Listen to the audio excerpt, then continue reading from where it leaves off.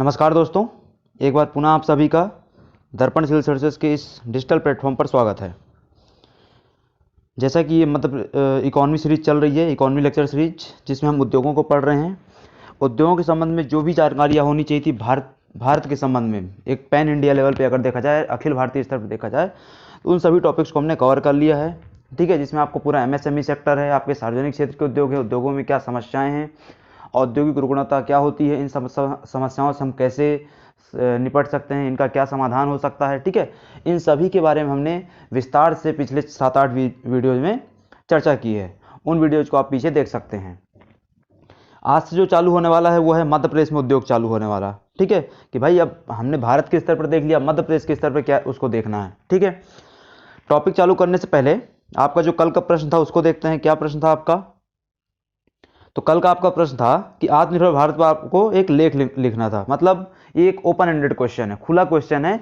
आप इसको 200 शब्दों में आपके मन में जो आता है वो लिख सकते हैं। आपके मन में जो आता है का मतलब क्या है कि आपको उसमें प्रयास किया जाना चाहिए कि लगभग सभी आयाम कवर हो रहे हों। ठीक है, लेख का मतलब ये होता है। तो देखते हैं इसमें थोड़ा सा क्या क्या क्या कैसे कैसे लिखा जा सकता है 200 शब्दों में। ये 11 नंबर का प्रश्न था आपका। ठीक है, तो इसमें पहला जो पॉइंट लिखा गया वो ये है कि ये कार्यक्रम कब चालू हुआ। तो 12 मई 2020 को, मतलब जब कोरोना काल चालू हुआ, भारतीय जो अर्थव्यवस्था थी एक तरीके से डिक्लाइन होने लग गई। तो वहाँ से अर्थव्यवस्था को एक तरीके से रिवाइव करने के लिए वर्तमान प्रधानमंत्री जी द्वारा क्या किया गया, एक पैन इंडिया लेवल पर एक प्रोग्राम लॉन्च किया गया। ठीक है, जिसको क्या बोला गया, आत्मनिर्भर भारत अभियान। आत्मनिर्भर भारत अभियान में क्या हुआ, आत्मनिर्भरता का मतलब क्या है? तो आत्मनिर्भरता मतलब आपको अपनी आवश्यकताओं की पूर्ति के लिए किसी और पर निर्भर ना रहना। ठीक है, मतलब एक ऐसी व्यवस्था, एक ऐसा सिद्धांत जिसमें आप अपने जीवन के लिए, अपनी जीवन की आवश्यकताओं के लिए, अपनी एक तरीके से आजीविका पूर्ति के लिए दूसरों पर निर्भर नहीं रहते हैं। ठीक है, क्या बनते हैं आप? स्वनिर्भर बनते हैं। ठीक है, क्या बनते हैं? स्वनिर्भर बनते हैं। ये हम किसके स्तर पर बात कर रहे हैं? एक राष्ट्र के रूप में बात कर रहे हैं, एक देश के रूप में बात कर रहे हैं हम। ठीक है, और सेम चीज आप अपने व्यक्तिगत जीवन में भी लगा सकते हैं आत्मनिर्भर बनने की। ठीक है, तो यही जो चीज़ें हमने अभी समझी वो चीज़ें यहाँ पर लिखी हुई हैं, आप पढ़ सकते हैं इसको। ठीक है, अब यहाँ पे जो आत्मनिर्भर भारत का सिद्धांत आता है वो किस चीज़ पे आधारित है? तो वसुधैव कुटुंबकम की संकल्पना पर आधारित है। ठीक है, अब देखो वसुधैव कुटुंबकम की संकल्पना हमारी वैदिक संकल्पना है। ठीक है, उसमें क्या होता है एग्जैक्टली, मतलब उसका वसुधैव कुटुंबकम मतलब संपूर्ण विश्व क्या है, एक कुटुंब है, परिवार है। ठीक है, समस्त संसार के प्राणी क्या है, एक परिवार के ही अंग हैं। ठीक है, तो ये इस सिद्धांत का महत्व क्या है? ठीक है, इस सिद्धांत का हमारे इसमें आत्मनिर्भर भारत अभियान में क्या महत्व है, इसको समझते थोड़ा सा। तो देखो, जब आत्मनिर्भर भारत अभियान लॉन्च किया गया तो उसका कुछ देशों द्वारा क्या किया गया, एक तरीके से क्रिटिसिज्म किया गया, आलोचना की गई। उसका मतलब ये था, कुछ देशों द्वारा और कुछ अन्य यहाँ पे जो बैठे लोग रहते हैं, अपने जो अलग अलग विचारक रहते हैं उनके द्वारा, है ना। तो उनका एक एग्जैक्टली ये कहना था कि आत्मनिर्भरता मतलब क्या हो रहा है। अब जब आत्मनिर्भरता की ओर बढ़ेंगे आप, तो सीधी सी बात है दूसरे देशों के प्रोडक्ट को आप क्या करना चालू कर देंगे, कहीं ना कहीं उन पे इंपोर्ट ड्यूटी बढ़ाएंगे, उनके आयात को कम करना चालू करेंगे, ताकि आपके यहाँ का जो प्रोडक्ट है वो बिक सके। ठीक है, तो यहाँ पे भारत सरकार द्वारा क्या पक्ष रखा गया कि भाई हम समस्त संसार को क्या मानते हैं, वसुधैव कुटुंबकम, एक ही कुटुंब मानते हैं, वसुधैव कुटुंबकम की अवधारणा पर चलते हैं। मतलब अगर यहाँ पर भारत का विकास होता है, अगर भारत का विकास होता है, भारत आत्मनिर्भरता है, भारत के लोगों को की उन्नति होती है, तो ये समस्त संसार की उन्नति है। ठीक है, तो हम ऐसा क्यों हो रहा है? क्योंकि हम समस्त संसार को एक परिवार मानते हैं। ठीक है, तो ये वसुधैव कुटुंबकम संकल्पना का आत्मनिर्भरता में इस प्रकार से इसका महत्व है। ठीक है, अब ये जो आत्मनिर्भर भारत अभियान है ये 5 उसमें आधारित है, पिलर्स पर। ठीक है, 5 पिलर्स पर बेस्ड है, 5 स्तंभों पर आधारित है। कौन कौन से 5 स्तंभ है आपके? अर्थव्यवस्था पहला स्तंभ है आपका। मतलब क्या हुआ इसका? तो आपको क्या करना है, आपकी अर्थव्यवस्था को क्या करना है, अल्टीमेटली मजबूत करना है। ठीक है, उसको क्या करना है, उन्नत बनाना है, सुदृढ़ करना है। ठीक है, सशक्त करना है। तो अर्थव्यवस्था में सुधार करना है आपको। दूसरा, आपकी अपनी प्रौद्योगिकी में सुधार करना है। सीधी सी बात है, हमारे देश में जो प्रौद्योगिकी आज की तारीख में चल रही है वो हम अभी भी किस में चल रहे हैं, औद्योगिक क्रांति 2 में चल रहे हैं। अभी जो औद्योगिक क्रांति चल रही है वो कौन सी चल रही है? 4 चल रही है, औद्योगिक क्रांति 4.0। ठीक है, औद्योगिक क्रांति 4.0 क्या होती है, इसके बारे में हम पिछले लेक्चर्स में पढ़ चुके हैं, वहां पर आप जाकर के देख सकते हैं। ठीक है, तो अभी जो चल रही वो औद्योगिक क्रांति 4.0 चल रही है, पर हम जो किस में जी रहे हैं अभी भी औद्योगिक क्रांति 2.0 भी जी रहे हैं, ठीक है। और कहीं कहीं कुछ स्तर में आपको 3.0 भी मिल जाएगी। तो आपको क्या करना है एग्जैक्टली यहाँ पर प्रौद्योगिकी में सुधार करना है, तकनीकी में सुधार करना है। कैसे करेंगे आप? या तो खुद आप R&D में क्या कीजिए, इन्वेस्ट कीजिए, रिसर्च एवं अनुसंधान में आप खुद निवेश कीजिए, या फिर दूसरे तरीकों से तकनीक को आयात कीजिए। तीसरा स्तंभ क्या है आपका? श्रम में मांग में क्या करना है अब आपको? तो यहाँ पे डिमांड जनरेट करनी पड़ेगी आपको, ठीक है। डिमांड कैसे जनरेट होती है? देखो, डिमांड मतलब बाजार में मांग है ना। बाजार में मांग कैसे जनरेट होती है? जब लोगों के पास क्या आता है? पूंजी आती है, पैसा आता है, धन आता है, ठीक है। लोगों के पास पूंजी, पैसा, धन कब आएगा? जब बाजार में क्या होगी? तरलता बढ़ेगी। तरलता कैसे बढ़ेगी? जब क्या हो जाएगा, एक तरीके से बैंकों द्वारा ऋण वितरण किया जाएगा सस्ते दामों पर, ठीक है। तो ये पूरा एक साइकिल है। इस साइकिल को आगे आने वाले लेक्चर्स में समझेंगे जब इकोनॉमी का बेसिक्स पढ़ेंगे, ठीक है। अभी हम चूंकि सिलेबस के हिसाब से पढ़ रहे हैं, इसलिए हमने डायरेक्ट कृषि उद्योग वगैरह आदि को चालू किया था। जब हम एकदम बेसिक कोर इकोनॉमी पे आएंगे तब इस कॉन्सेप्ट को, इस साइकिल को समझाऊंगा, ठीक है। तो ये क्या आपको करना है? एग्जैक्टली मांग को जनरेट करना है। अगला क्या है? जनसांख्यिकी। आपके यहाँ पे एक तरीके से देखा जाए तो लगभग 65% 60% आबादी कैसी है आपकी? युवा है, कार्यशील आबादी है। पर उसमें से एक तरीके से जो मानव संसाधन कहा जाना चाहिए तो वो एक तरीके से मात्र 5 से 6% है, ठीक है। मानव संसाधन का मतलब क्या होता है? आपके यहाँ सिर्फ लोगों का ना होना। आपके यहाँ ऐसा नहीं है कि सिर्फ लोग भरे हुए हैं पर उनमें किसी प्रकार की कोई एजुकेशन नहीं है, कोई स्किल नहीं है, किसी भी प्रकार के औद्योगिक क्रियाकलाप में, उत्पादन संबंधी कार्य में इन्वॉल्व नहीं हो सकते हैं, ठीक है। तो अगर ऐसा नहीं हो पा रहा है तो मतलब सीधी सी बात है, वो लोग आपके लिए मानव संसाधन नहीं बन पा रहे हैं, ठीक है। वो सिर्फ क्या है? मानव है, संसाधन नहीं बन पा रहे हैं, ठीक है। तो आपको क्या करना पड़ेगा? जनसांख्यिकी लाभ उठाने के लिए सब करना पड़ेगा। और अल्टीमेटली क्या है करना है आपको? अवसंरचना का विकास करना है। हमारे यहाँ पे सबसे बड़ी समस्या क्या है कि औद्योगिक क्षेत्र का विकास क्यों नहीं हो पाता? क्योंकि हमारे यहाँ सहायक जो अवसंरचना होती है उसका क्या है? बहुत ज्यादा अभाव है, ठीक है। आपके यहाँ परिवहन सुविधाएं नहीं है, आपके यहाँ पे बिजली ऊर्जा वगैरह सुविधाएं नहीं है, ठीक है। तो अगर कोई उद्योग धंधा अगर अपना लेके आता है, यहाँ पे स्थापित करने का प्रयास करता है, तो ये सब समस्याओं से उसको क्या करना पड़ता है? दो चार होना पड़ता है, ठीक है। तो ये 5 स्तंभों पे आधारित है। इसके अलावा क्या है? ये जो पूरा वो है आत्मनिर्भर भारत अभियान है, 4L पर फोकस करेगा। 4L कौन कौन से 4L है? पहला क्या है आपका? लैंड, मतलब भूमि, ठीक है। भूमि सुधार करना पड़ेगा आपको। अब देखो यहाँ पे भूमि का मतलब क्या है? तो अब यहाँ पे क्या है? लोग उद्योग धंधे लेके आते हैं, उद्योग धंधे लगाने के लिए क्या चाहिए होती है? भूमि चाहिए होती है। आसमान में तो लगेगा नहीं, ठीक है। तो उस भूमि के लिए क्या करना पड़ेगा आपको? अब अधिग्रहण करना पड़ेगा। अब अधिग्रहण संबंधी जो प्रक्रिया हमारे यहाँ पे बहुत ज्यादा जटिल है, ठीक है। जटिल क्यों है? क्योंकि सरकार द्वारा या अधिग्रहता द्वारा जो भी होता है, अधिग्रहता यहाँ पे कोई भी हो सकता है, सरकार भी हो सकती है, निजी व्यक्ति हो सकता है। निजी व्यक्ति केस में थोड़ा सा समस्या कम जाती है, सरकार के केस में समस्या ज्यादा जाती है अधिग्रहण में, कि आप जिसकी भी जमीन का अधिग्रहण कर रहे हैं उसको मार्केट रेट में जमीन उसकी अधिग्रहित नहीं करते हैं, ठीक है। तो सामने वाले व्यक्ति जो है वो आपको अपनी जमीन देने में हिचकिचाता है, ठीक है। तो आपको क्या करना है यहाँ पे? भूमि सुधार करना है, एग्जैक्टली, ठीक है। भूमि सुधार करना है। दूसरा क्या है आपका यहाँ पे? श्रम। दूसरा L क्या है? श्रम, ठीक है। अब यहाँ पे पहला L लैंड हो गया, दूसरा L श्रम है आपका, लेबर। अब यहाँ पे क्या करना है आपको? श्रम सुधार करना पड़ेगा। देखो हमारे यहाँ पे श्रम सुधार में किन चीजों की आवश्यकता है उसको समझो। कि हमारे यहाँ पे श्रम जो कानून बने हुए हैं उनके आधार पे आपने एक तरीके से मजदूरी तय करके रखी हुई है कि न्यूनतम मजदूरी अधिनियम के तहत कि आप इससे कम मजदूरी बिल्कुल नहीं देंगे। दूसरा, आपने जो फैक्ट्री एक्ट है आपका उसके तहत ये तय करके रखा हुआ है कि इतने घंटे ज़्यादा आप काम नहीं करवा सकते हैं। मतलब एक देखो, एक तरीके से अगर आप जनता के नज़रिए से देखेंगे, एक डेमोक्रेसी के नज़रिए से देखेंगे तो ये जनता के अधिकारों की रक्षा के लिए बहुत बढ़िया है, ठीक है। लेकिन दूसरे नजरिए से अगर आपको अर्थव्यवस्था के नजरिए से देखना है तो ये कहीं ना कहीं क्या होता है? गलत होता है, ठीक है। क्यों? क्योंकि जो वो रहता है उद्यमी रहता है, वो क्या होता उसमें उसको समस्या कहाँ जाती है कि वो अपने जो श्रमिक है उसकी संपूर्ण क्षमताओं का दोहन नहीं कर पाता है, ठीक है। उसकी क्षमताओं का पूर्ण रूप से दोहन नहीं कर पाता। क्यों? क्योंकि कहीं ना कहीं ये श्रम कानून बीच में बाधक बनते हैं। तो आपको श्रम कानूनों में क्या करना पड़ेगा? सुधार करना पड़ेगा। तीसरा जो L है आपका वो क्या है? तरलता, लिक्विडिटी जिसको बोलते हैं। मतलब वही हमने ऊपर पढ़ा यहाँ पे, मांग।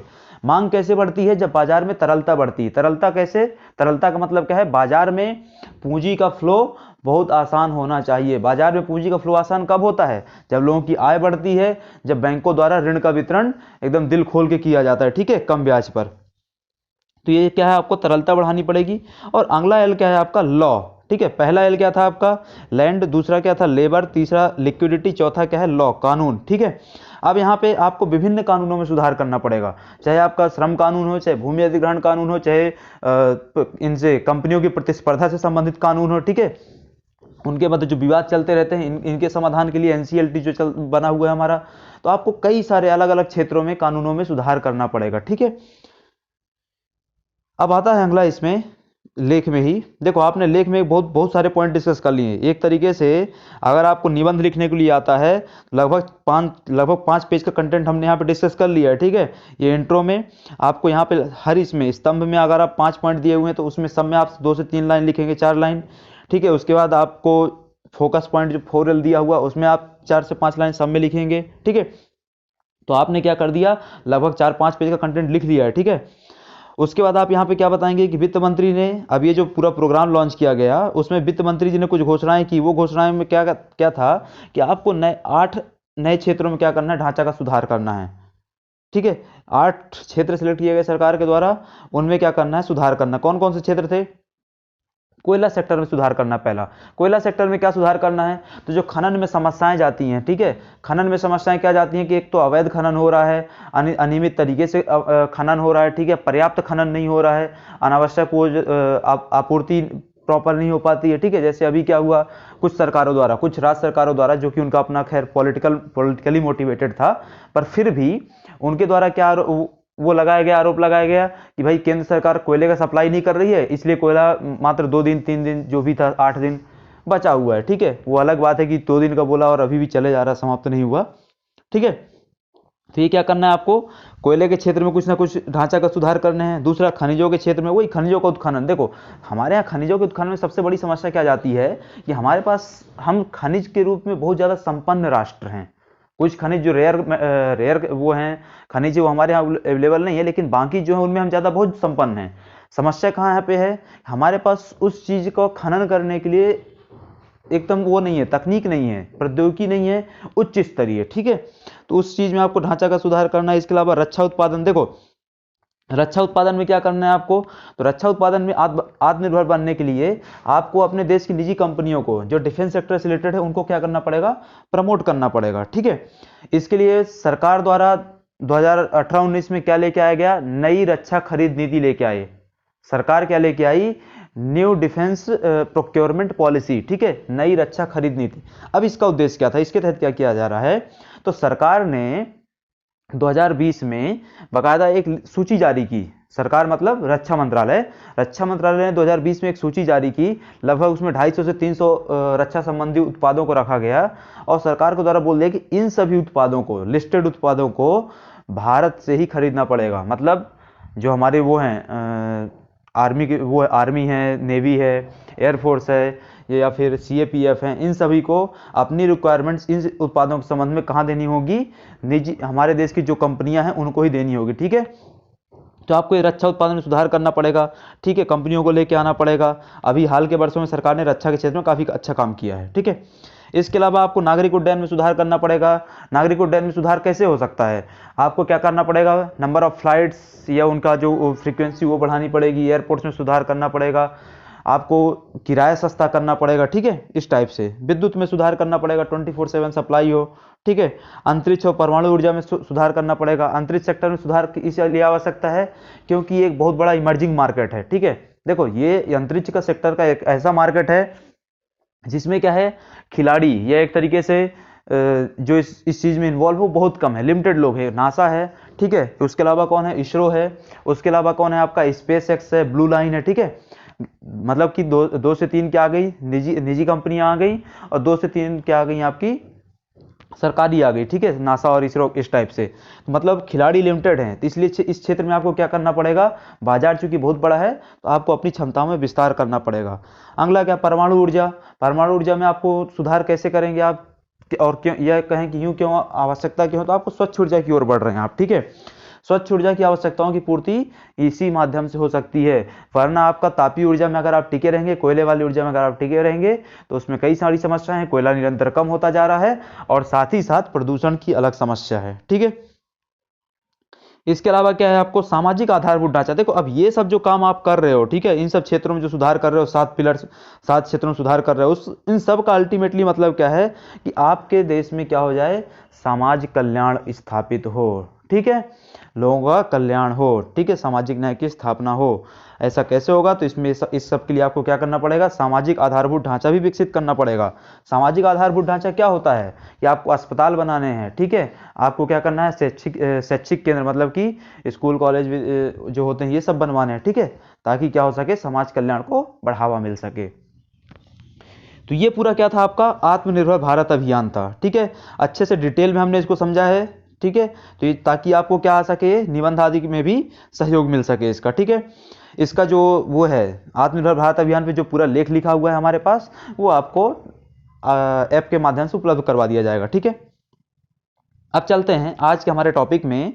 वो टॉपिक है आपका कि मध्य प्रदेश में उद्योग के बारे में देख लेते हैं। ठीक है, तो मध्य प्रदेश के उद्योगों में सबसे मेन चीज़ क्या है कि मध्य प्रदेश में जो हमारा राज्य है वो खनिज रूप से क्या है, बहुत ज़्यादा संपन्न राज्य है। ठीक है, इसमें क्या है, भारत का दूसरा सबसे बड़ा राज्य है जो प्राकृतिक संसाधनों में क्या रखता है, महत्वपूर्ण स्थान रखता है प्राकृतिक संसाधनों के मामले में। और रही बात कृषि के मामले में, तो कृषि के मामले में तो हम तो पिछले कई वर्षों से क्या बने हुए हैं, देश के सर्वश्रेष्ठ राज्य बने हुए हैं। अब इसमें जो मध्य प्रदेश में खनिज वगैरह देखते हैं वो प्राकृतिक रूप से वो क्या क्या है, तो चूना पत्थर है आपका, बॉक्साइट, लौह, हीरा खनिज, ये सब सामान्य बातें हैं, आपको पता ही है, इसमें कुछ खास है नहीं, है ना।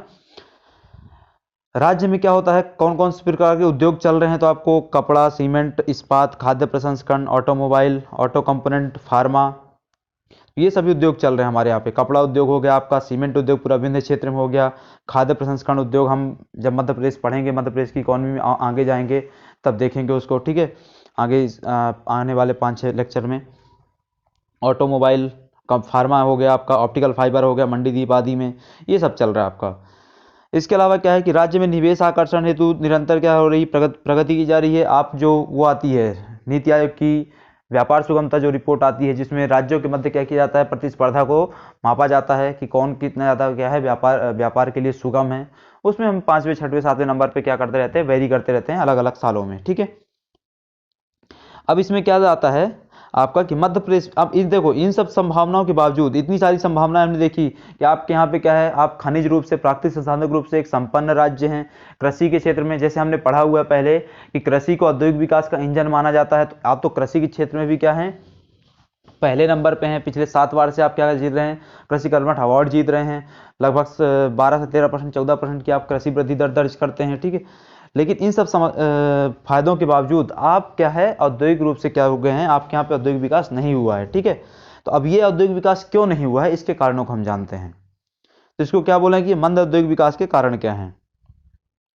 तो अब देखो, मंद औद्योगिक विकास, अगर आप देखो मध्य प्रदेश में औद्योगिक विकास देखो अगर आप, तो मध्य प्रदेश का जो औद्योगिक विकास है अगर ओवरऑल देखोगे आप, तो एकदम सीमित है, बहुत कम है। ठीक है, बाकी राज्यों के कंपेयर में जो औद्योगिक रूप से ज़्यादा समृद्ध राज्य हैं, जिसमें तमिलनाडु हो गया आपका, महाराष्ट्र हो गया, कर्नाटक हो गया, ठीक है, गुजरात हो गया, तो इनके कंपेयर हम बहुत पीछे हैं। जबकि हम भी इन्हीं की तरह एक बड़े राज्य हैं भौगोलिक रूप से, संसाधनों के रूप से। ठीक है, लेकिन उसके बाद ही हम पिछड़े हुए हैं। अब ये जो एक तो हमने होलिस्टिक मध्य प्रदेश की लेवल बात कर दी, दूसरा कि मध्य प्रदेश में जो थोड़ा बहुत औद्योगिक विकास हुआ भी है उसकी भी एक सीमितता है कि भाई वो 10 से 12 जिलों तक ही क्या है, केंद्रित है, जिसमें वो प्रमुख जिले 10 से 12 जिले कौन है आपके, तो आपका इधर पे पूरा चला जाएगा, कौन सा, पूरा मालवांचल चला जाएगा, मतलब मालवा क्षेत्र के जो जिले हैं वहां पर केंद्रित है सामान्यतः। बाकी थोड़ा बहुत आपको ग्रिड प्रदेश में और विंध्य प्रदेश में मिलेगा। ठीक है, विंध्य प्रदेश में अधिकांशतः कौन सा मिलेगा आपको, सीमेंट उद्योग मिलेंगे, और ग्रिड प्रदेश में भी आपको थोड़ा बहुत मिल जाएगा। ग्रिड प्रदेश मतलब क्या होता है आपका, ग्वालियर का रीजन जो होता है, ग्वालियर और चंबल संभाग का जो रीजन है उसको क्या बोलते हैं, ग्रिड प्रदेश बोलते हैं। ठीक है, तो ये जो मध्य प्रदेश में इतना मंद औद्योगिक विकास हुआ, कम औद्योगिक विकास हुआ, उसके कारण क्या है, इन कारणों को देखते हैं। तो इसको कारणों को हम डिवाइड कर लेते हैं कि कुछ आर्थिक कारण होंगे, कुछ सामाजिक राजनीतिक कारण होंगे, और कुछ अन्य कारण होंगे। ठीक है, सबसे पहले आता है आपका आर्थिक कारण। आर्थिक कारणों में पहला क्या है आपका, संसाधनों का पूर्ण विदोहन न होना। संसाधनों का पूर्ण विदोहन न होना का मतलब, देखो भाई हमने देखा था कि हमारे यहाँ पे संसाधन बहुत ज़्यादा उपलब्ध हैं, प्राकृतिक संसाधन, ठीक है, मानव जनित संसाधन भी है, ठीक है, मानव संसाधन भी है, पर हम किसी का भी पूर्ण रूप से दोहन नहीं कर पा रहे हैं, उसकी क्षमताओं का पूर्ण उपयोग नहीं कर पा रहे हैं। इसके अलावा क्या है, संसाधनों का निर्यात कर देते हैं। संसाधनों का निर्यात मतलब हमारे यहाँ पे जो खनिज संसाधन प्राप्त होते हैं उनको हम अपने यहाँ पे प्रयोग नहीं कर पाते, तो कहीं ना कहीं हम उसको क्या करते हैं, एक्सपोर्ट करते हैं, ठीक है, जिसमें क्या है, तांबा, कोयला, हीरा, मैंगनीज, इन सब चीज़ों का हम क्या कर रहे हैं, निर्यात कर रहे हैं। इसके अलावा क्या है कि आर्थिक अवसंरचना कमजोर स्थिति है। हमारे यहाँ पे आर्थिक अवसंरचना है ही नहीं, एक तरीके से देखा जाए तो, ना हमारे यहाँ बिजली है, ना हमारे यहाँ वाटर सप्लाई है प्रॉपर तरीके से, ना ही हमारे यहाँ क्या है, परिवहन सुविधाएं हैं, ठीक है। तो इन सब समस्याओं के कारण क्या होता है, आपको उद्योग लगाने कोई आता ही नहीं है। इसके अलावा क्या है, भौगोलिक स्थिति, हमारे यहाँ की जो भौगोलिक स्थिति एक तरीके से देखेंगे आप, तो हम क्या पढ़ते हैं, एकदम देश के बीचों बीच पढ़ते हैं। देश के बीचों बीच पड़ने के कारण क्या होता है, हमारे यहाँ पे जो आसपास का पोर्ट आदि जो होता है परिवहन आदि के लिए, एक्सपोर्ट करने के लिए, वो सब काफ़ी दूर हो जाता है हमारे यहाँ से, ठीक है। तो इस वजह से भी क्या जाती है, दिक्कत जाती है। इसके अलावा क्या है, स्थल रुद्ध राज्य हैं हम क्या है, चारों तरफ से घिरे हुए हैं। इसके कारण भी क्या होता है, मंद औद्योगिक विकास का एक वो बनता है, एक कारण बनता है।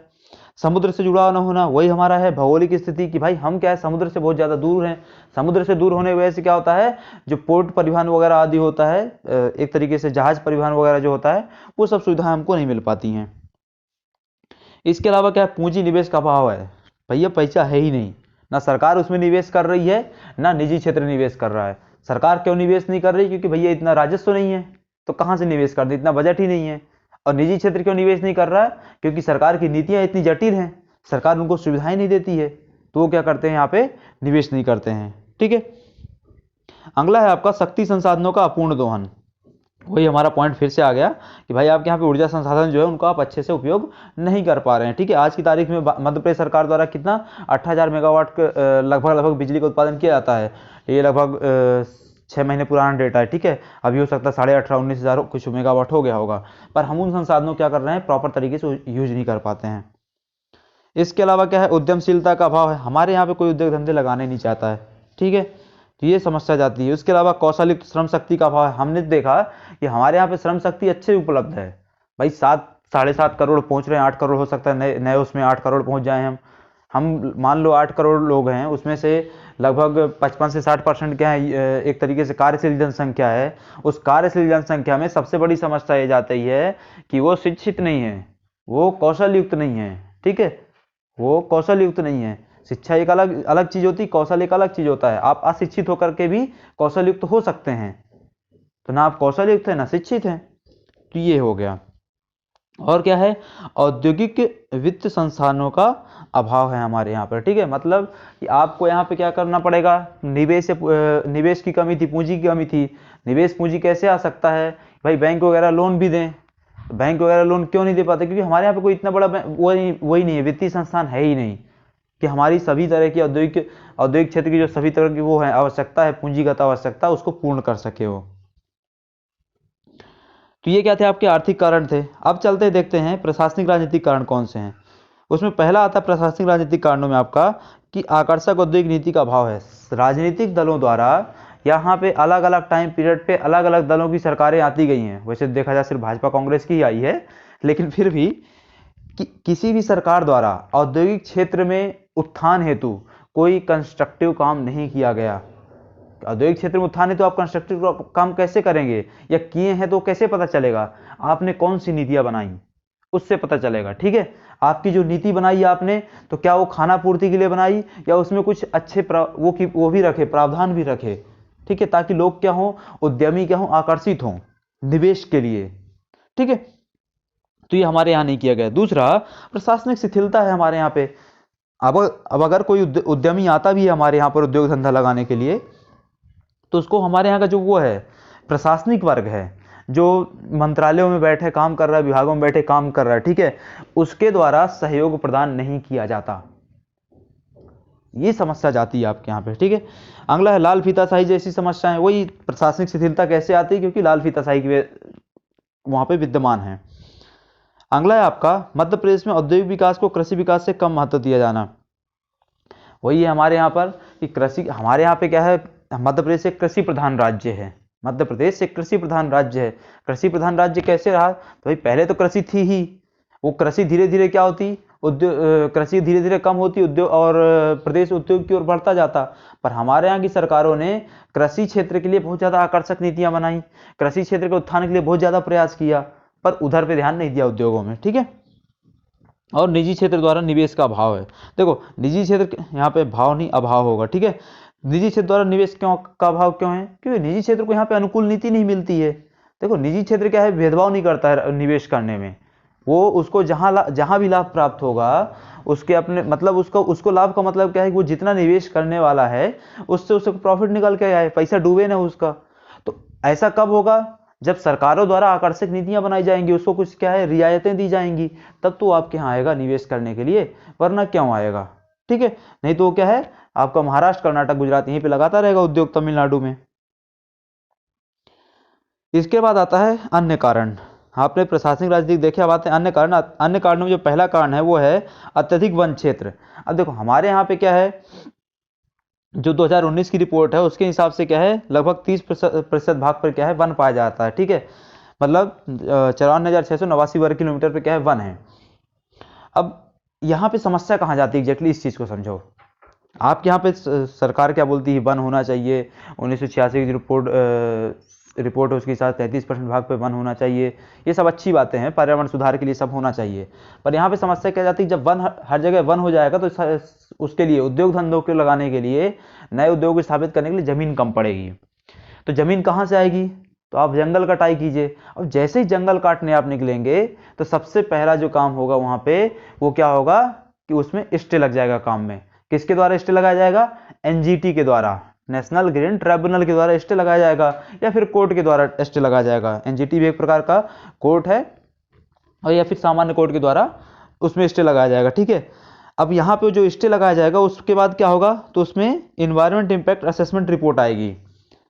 कौन सी रिपोर्ट? इन्वायरमेंट इंपैक्ट असेसमेंट, पर्यावरण प्रभाव आकलन।